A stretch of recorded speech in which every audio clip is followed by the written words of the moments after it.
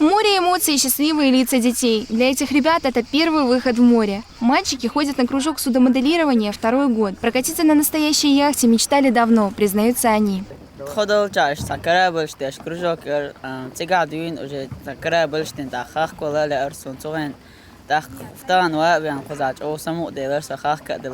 Корабль хохшхаздор, юхолдах когда мукладага дотро конкурсы соревнования да мукладохо до юхо.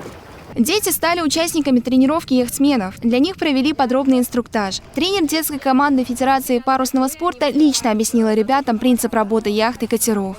Сегодня мы помогли ребятам, которые не знакомы с парусным спортом, понять, что такое стихия ветра, стихия воды и как ими можно управлять.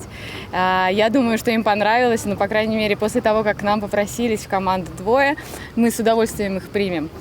Парусный спорт в Чеченской Республике относительно недавно, и мы рады, что, в принципе, спорт развивается. Сегодня нам посчастливилось стать участниками федерального проекта «Спорт. Норма жизни».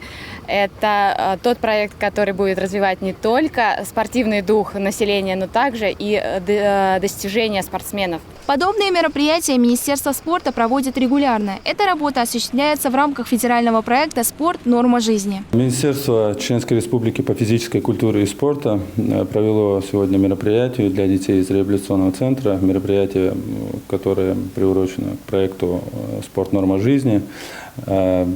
Все, организационные моменты были проведены при поддержке нашего фонда.